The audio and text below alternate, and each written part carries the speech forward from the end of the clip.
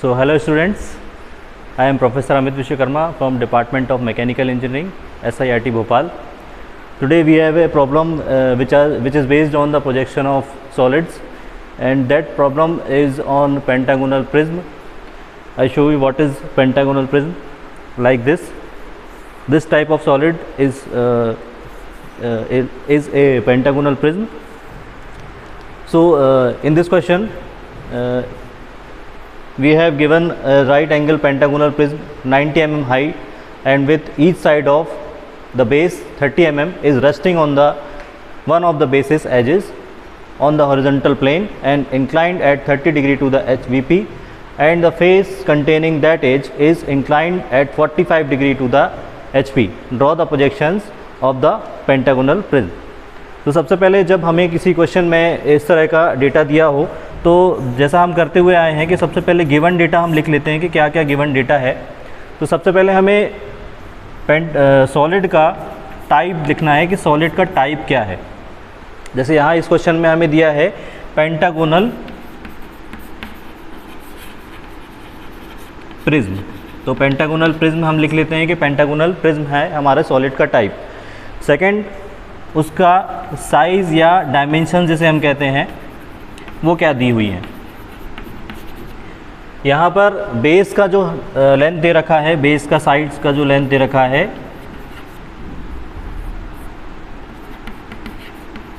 वो दिया है 30 mm, और पेंटागोनल प्रिज्म का जो हाइट है वो दिया है 90 mm। मैं आपको सॉलिड से भी एक्सप्लेन कर देता हूँ। कुछ इस तरह का हमारा सॉलिड होगा जिसका बेस का शेप जो है वो पेंटागन का होगा, इसलिए हम इसे कहेंगे कि ये पेंटागोनल प्रिज्म है।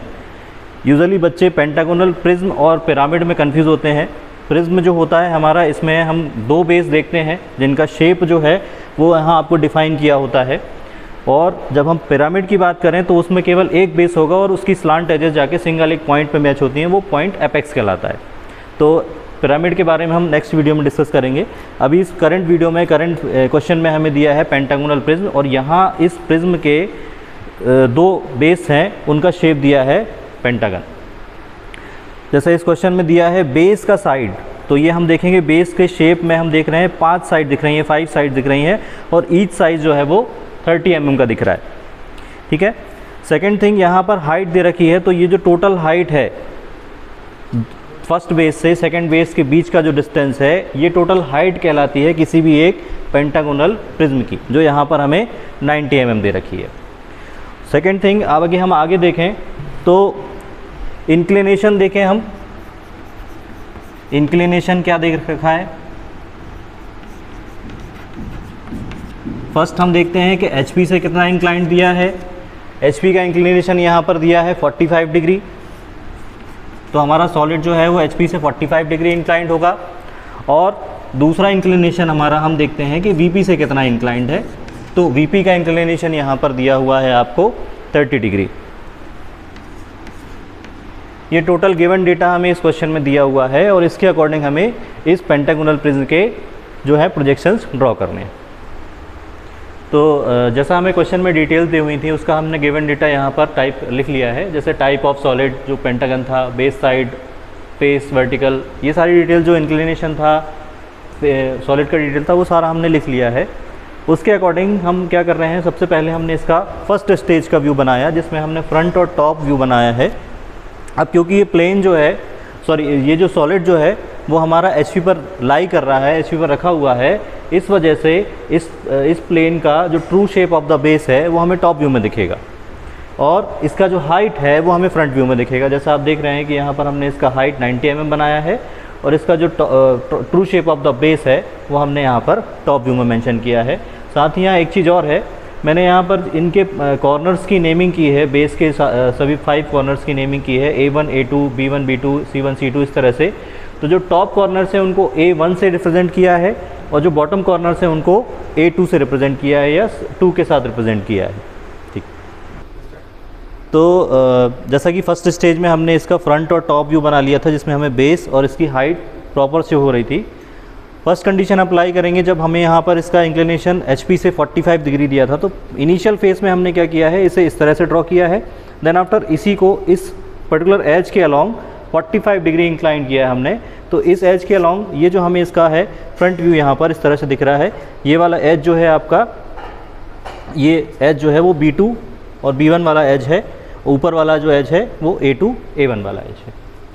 ठीक है, अब इसी के अकॉर्डिंग हमें इसका टॉप व्यू भी ड्रॉ करना होगा, जिसमें हम इसके सारे पॉइंट्स के बेस के पांचों पॉइंट्स और टॉप के ऊपर वाले बेस के पांचों पॉइंट्स को हम वर्टिकली नीचे लेके जाएंगे और यहाँ से इस बेस के सारे पॉइंट्स को हम लेके आएंगे और वहाँ उसके क्रॉसिंग पॉइंट के अकॉर्डिंग हम उसका बेस ड्रॉ कर लेंगे।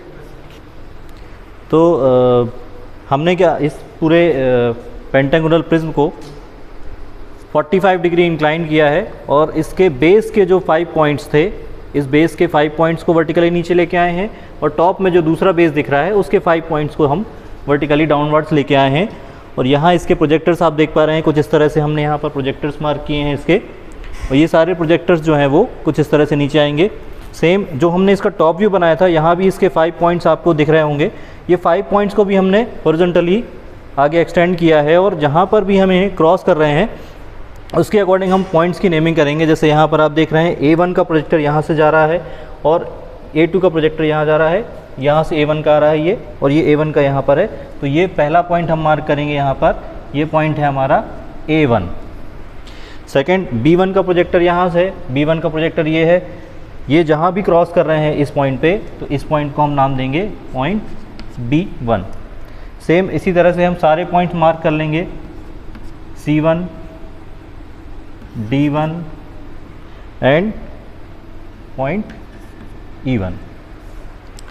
ये हुआ हमारे इस वाले टॉप के ऊपर के जो पॉइंट्स है उनको हम प्रोजेक्ट करके लाए हैं। सेम सेकंड वाला जो बेस है, इस बेस के पॉइंट्स को भी हम प्रोजेक्ट करके यहाँ लेके जाएंगे। तो A2 का प्रोजेक्टर हमारा यहाँ दिख रहा है, A2 का प्रोजेक्टर आपका ये आ रहा है, ये हो गया पॉइंट A2, यहाँ पॉइंट हो जाएगा B2, point C2, point D2 और पॉइंट E2।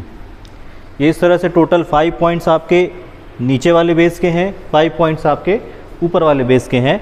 अब इन्हें हम स्ट्रेट लाइन से मैच करेंगे। तो जब भी हम मैच करते हैं, एक सिंपल सा एक ट्रिक कह लें तो ये देखें कि जब हम ऊपर से देखेंगे तो हमें ये वाला जो इसका पेंटागन है, ये उसका पूरा शेप दिख रहा होगा हमें।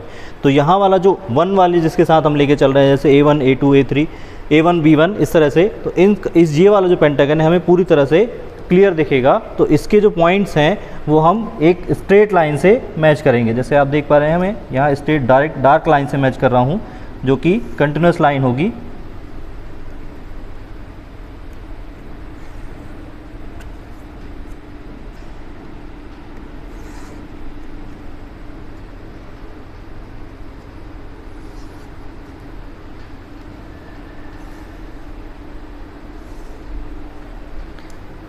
सेम जब हम ऊपर से इसको देख रहे होंगे तो हमें ये A1 A2 वाली जो एज है ये क्लियर दिख रही होगी। तो A1 A2 वाली एज को हम क्लियरली मैच कर देते हैं।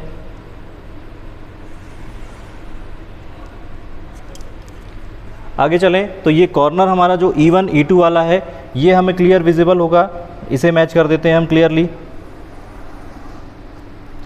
उसी तरह से पॉइंट B1 B2 का जो कॉर्नर होगा या B1 B2 वाली जो एज होगी फेस की, वो हमें क्लियर दिख रही होगी, तो उसे हम डार्क लाइन से मैच कर देंगे। सेम यहाँ जो पॉइंट होगा आपका A2 B2 डैश का, ये भी आपको क्लियर एज दिख रही होगी टॉप व्यू में। तो हम टॉप व्यू से जब इसे देख रहे होंगे तो ये भी हमें क्लियर दिखेगी। उसी तरह से ये वाली एज भी आपको क्लियर दिख रही होगी। लेकिन जब हम इस एज के बारे में बात करें, जो एज B2 C2 है, ये पूरे व्यू के नीचे हमारे क्या होगी, हिडन हो जाएगी, लेकिन एग्जिस्ट करेगी। इसलिए हम क्या करेंगे, इस एज को डैश्ड लाइन से ड्रॉ करेंगे। उसी तरह से सेकंड एज जो है E2 D2 वाला, इस एज को भी हम डैश लाइन से ड्रॉ करेंगे। थर्ड D2 C2 वाला जो एज है ये भी आपका एक तरह से हिडन एज होगा, तो इसे हम डैश लाइन से मैच कर देंगे। तो जब हम इस पर्टिकुलर व्यू को देख रहे होंगे, अभी हमारा एक एज D1 D2 और C1 C2 वाला एज है, ये भी हिडन हो जाएगा, क्योंकि पूरे सॉलिड ऑब्जेक्ट्स का जो हम देखते हैं, सॉलिड ऑब्जेक्ट जो होता है वो नॉन ट्रांसपेरेंट होता है, और नॉन ट्रांसपेरेंट होने के कारण ये जो एजेस हैं वो हमें हिडन फॉर्म में दिखेंगी यहाँ पे।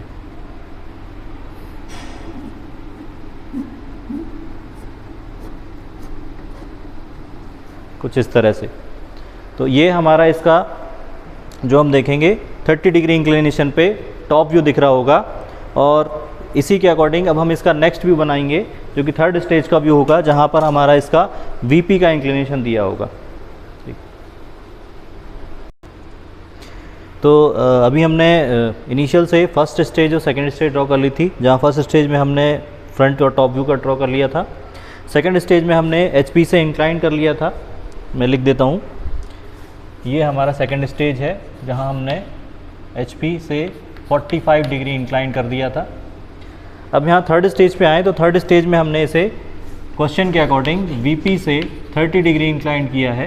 तो वीपी से जब भी इंक्लिनेशन होता है हम उसे टॉप व्यू में देख पाते हैं, और इस क्वेश्चन में आप बैक करके देख लीजिएगा, उसकी जो बेस एज है वो बेस एज 30 डिग्री इंक्लाइन दी हुई थी, तो हमने यहाँ पर इस बेस एज को 30 डिग्री इंक्लाइन किया है।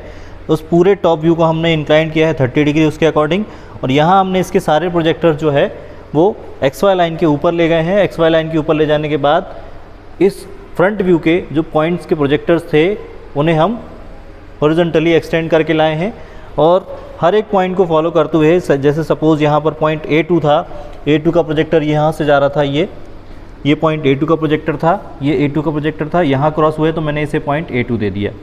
ये पॉइंट B2 का था, ये पॉइंट B2 का था, इन्हें प्रोजेक्ट करो यहाँ ले आए, यहाँ पर ये क्रॉस हुए तो यहाँ हमने इसे पॉइंट B2 दे दिया। इसी तरह से बेस, इस तरह के ये इस बेस वाले के हमने सारे पॉइंट जो हैं वो प्रोजेक्ट किए हैं।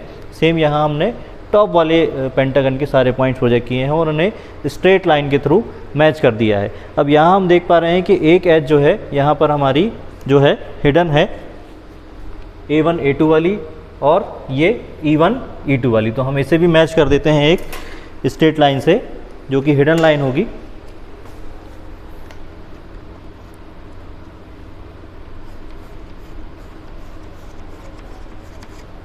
ये इस हिडन लाइन से हम इसे भी मैच कर देते हैं। तो ये कुछ हमारा क्वेश्चन जो है वो लगभग हो चुका है।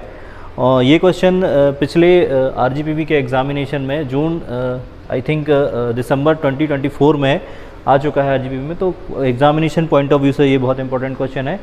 आई होप आपको ये तीनों स्टेज जो है वो क्लियर हुई होंगी। Thank you for watching.